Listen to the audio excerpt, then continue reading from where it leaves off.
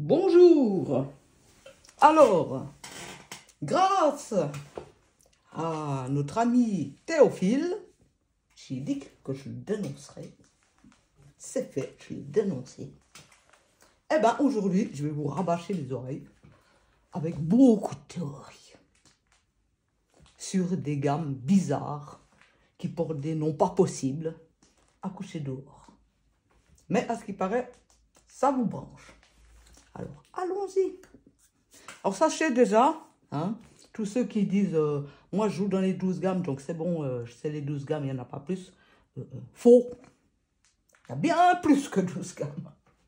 Parce que s'il n'y avait que 12 gammes, ben, après 30 ans de piano, je ne serais pas encore en train d'en apprendre des supplémentaires. Parce que je ne vous dis pas le nombre de gammes qu'il y a. C'est... Je ne sais pas combien il y a de gammes, en fait. Et j'ai jamais eu la réponse. Aucun de mes copains, copines, profs ne connaît la réponse. J'aurais une fois posé la question, d'ailleurs. Alors, on va faire des gammes jazz.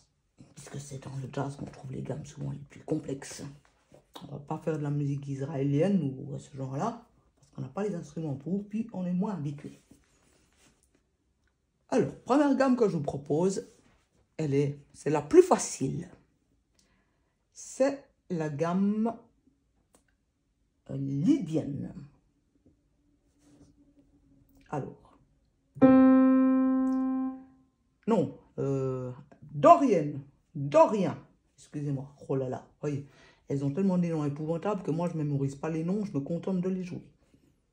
Dorien, donc c'est la gamme, si on est en tonalité Do, c'est la deuxième gamme qui est proposée qui part depuis Ré. Mais on va la faire, je vous la montre sur le Do.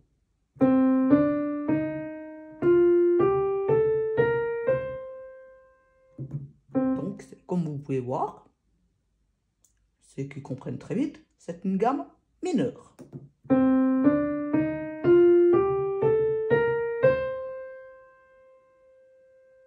Alors, voilà, première chose, gamme dorienne. Je vous la montre en Do, mais en fait, nous, on va la faire en si bémol majeur. Et c'est des gammes qui vont très bien quand on fait Maj 7. Quand on fait l'accord Maj 7 avec une septième majeure. Donc.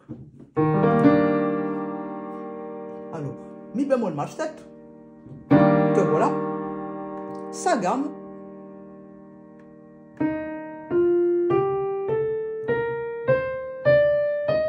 Et voilà, la dorienne de Mi bémol Maj 7.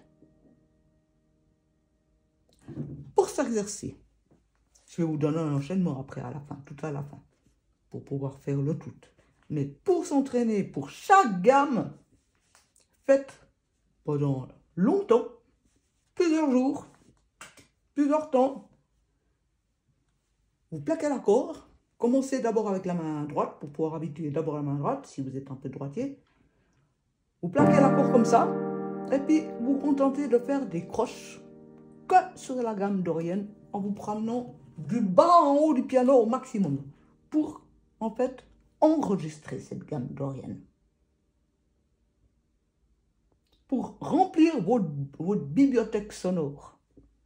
Puis vous le faites jouer des croches swingées, puisqu'on est dans des histoires de jazz.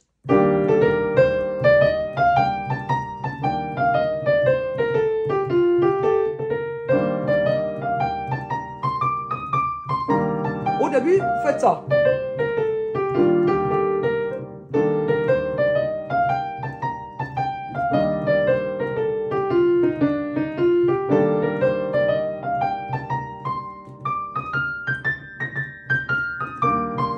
Avec des gammes, des croches ternaires.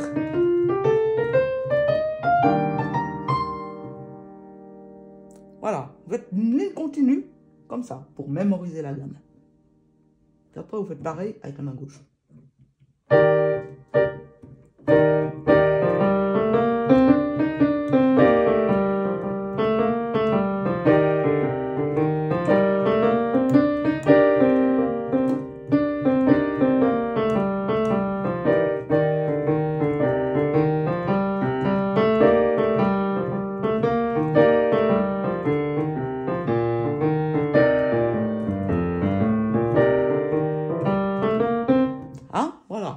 pour s'entraîner. Vous faites ça, cet exercice-là, sur les 3 gammes que je vais vous montrer. Parce que je ne vais pas vous refaire le petit exercice à chaque fois. Maintenant, la deuxième gamme. Alors, celle-là, elle est plus tarabiscotée. C'est une gamme mineure avec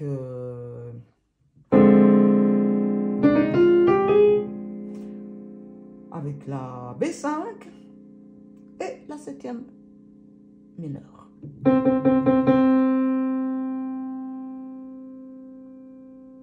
Voilà. Ré. Là, je suis en Ré, B5, 7. Et sa gamme, c'est ça. On parle de Ré, bien sûr.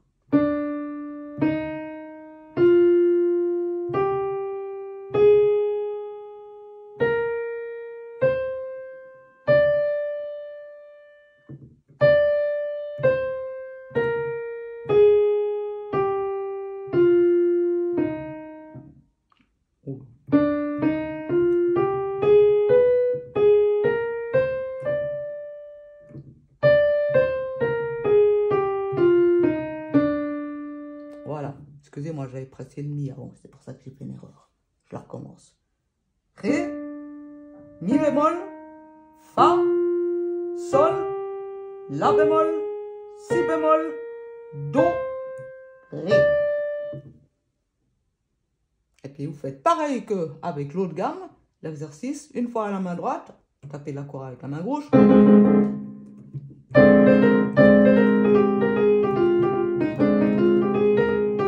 Et une fois avec la main gauche.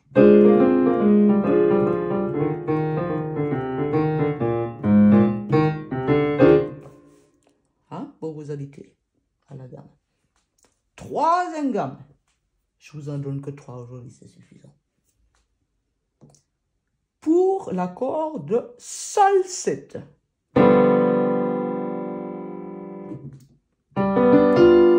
Voilà, comme vous avez l'habitude, là, comme ça avec renversement. Accord de Sol 7, normalement, ceux qui connaissent un peu la théorie, ils devraient me répondre mixolydien, automatiquement, parce que c'est la gamme de Sol, et 7e justement. Alors effectivement, on peut mettre la mixolydien, ça va très bien. Donc la mixolydien, c'est de Sol à Sol sur toutes les blanches. Mais, je vais vous en donner une autre, une tarabiscotée. Elle n'a même pas de nom, je vais vous dire, cette gamme en fait. Elle s'appelle, comment je pourrais l'appeler? Gamme semi-diminuée avec la quarte augmentée et 7e mineure. Voilà. Il n'y a pas d'autre titre. Alors ça fait Sol, La bémol, Si bémol, Si, Ré bémol, Mi bémol, Fa, Sol. Maintenant, je vais me taire pour que vous puissiez entendre.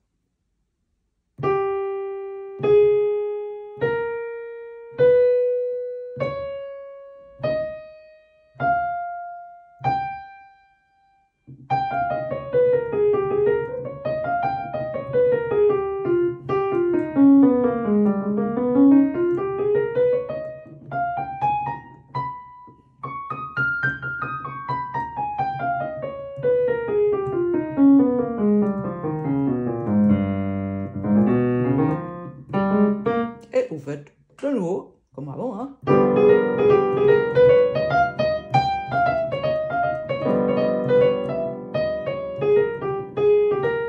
Après, contraire.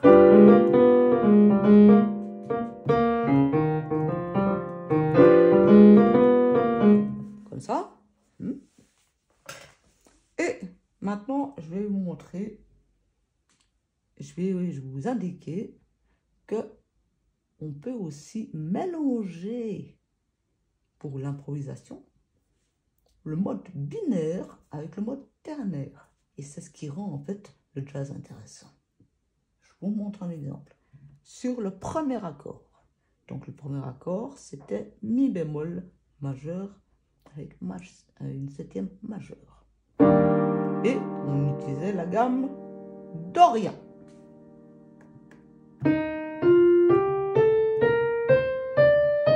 Hein, c'est la première que je vous ai montrée. En même temps, on peut, si je vais faire des lignes de croche continue. Et par moment, je le jouerai en mode ternaire. Donc,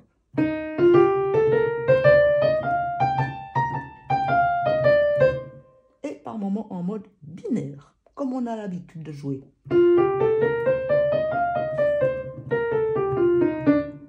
Hein, ça c'est comme on a l'habitude de jouer. On joue toutes les louanges, on joue plein de morceaux comme ça en mode binaire. Alors, je commence.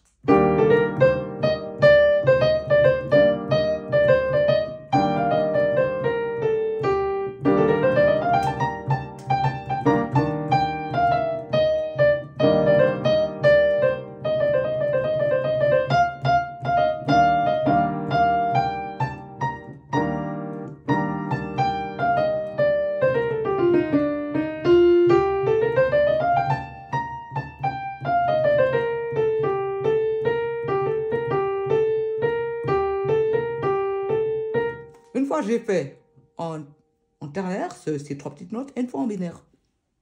Ben, c'est ces petits changements qui rend le jazz si enrichi en fait. Vous avez entendu, rien que la différence de changer. J'ai fait les mêmes notes, j'ai fait que la gamme, hein, mais rien de passer du mode ternaire.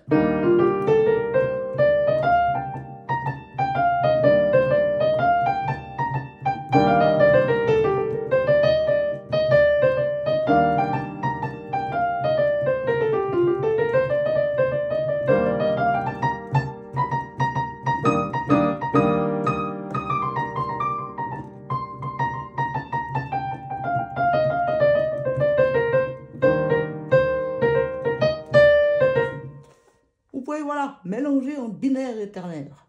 C'est ce qui rendra votre truc intéressant. Maintenant, je vais vous donner une suite pour vous entraîner. Ah, puis par contre, pour la suite, je vais vous montrer encore la... comment elle s'appelle celle-là, la mixolydienne, mais de Do. Normalement, je ne devrais même pas vous la montrer. Les mixolydiennes, c'est toujours celles qui prennent la septième mineure en compte. Donc, à la place de la septième note normale, on joue en demi-ton en dessous. Donc, pour Do, la septième note, c'est ceci. Si on fait si bémol, on va l'accord de Do, et ben c'est l'accord de Do 7. C'est le mode mixolydien. Voilà. Alors, ma suite, très simple. Vous jouez 2 mesures de Mi bémol majeur.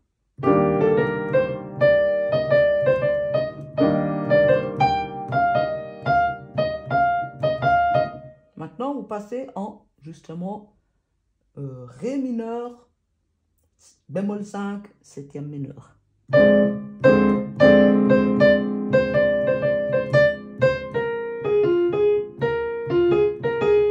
Et vous faites qu'une mesure dessus et vous allez passer directement à Sol 7.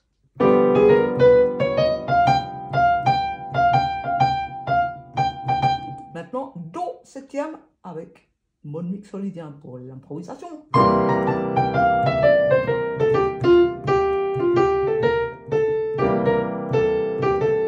Vous faites 4 mesures dessus.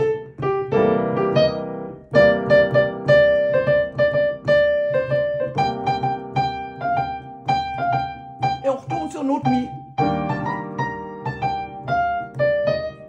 2 mesures.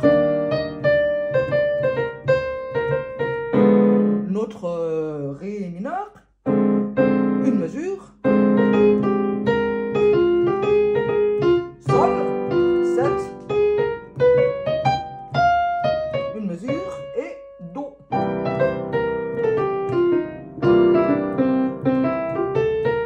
Là, l'idéal, c'est d'en faire 4. Puis après, pour commencer le cycle. Et ça, ça fait partie des gammes les plus complexes. Et ce genre-là, à la fin, bon là c'était exercice, hein, donc ça donnait rien de beau.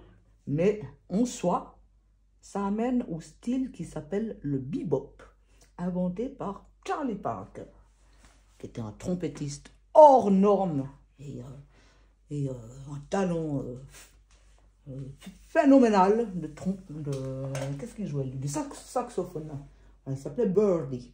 Des années 1940, il a joué autour des années 48, 40, 50, par là autour. Mais il s'est fait connaître, le début qu'on le connaissait, c'était les années, juste les années d'après-guerre.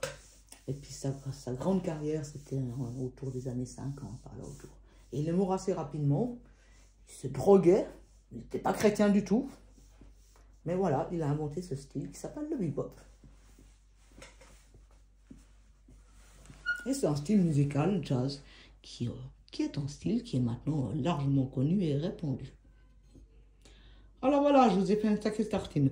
Bon, je vais peut-être vous montrer quand même les quelques gammes. Alors la première, Dorian, de Mi bémol maj 7. Deuxième,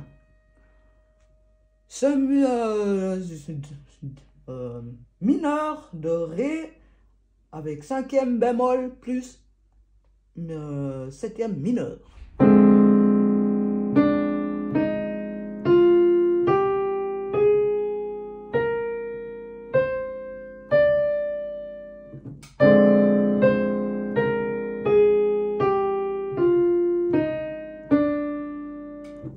Sol 7,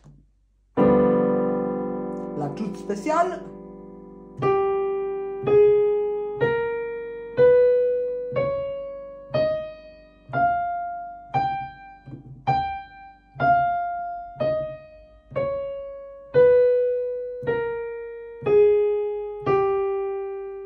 Et le Do mixolydia, que normalement je n'aurais pas besoin de vous montrer.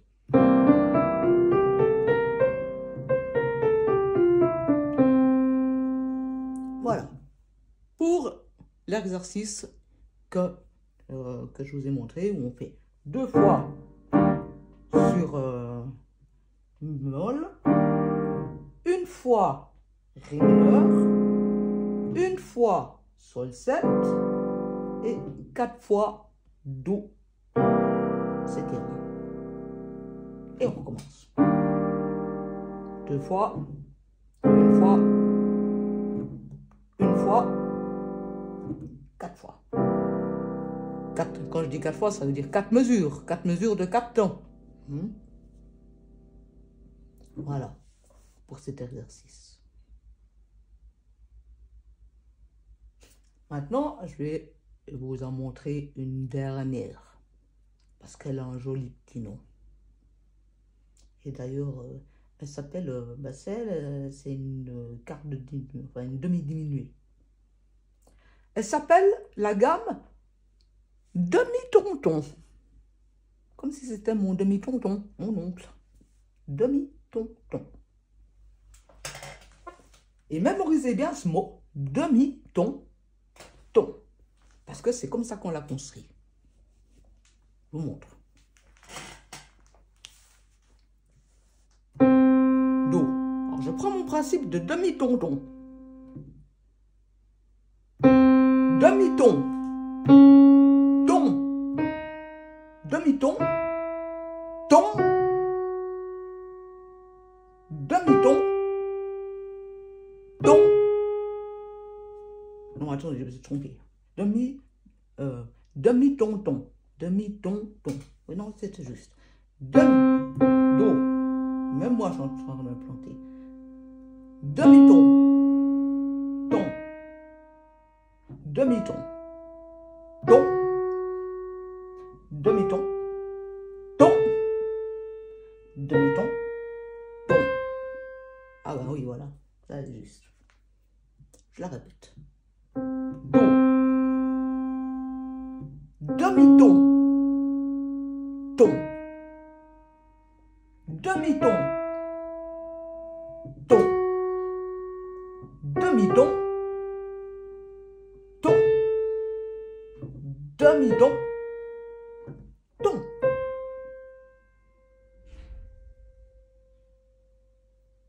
Vous l'avez vu? Ce qu'il fait.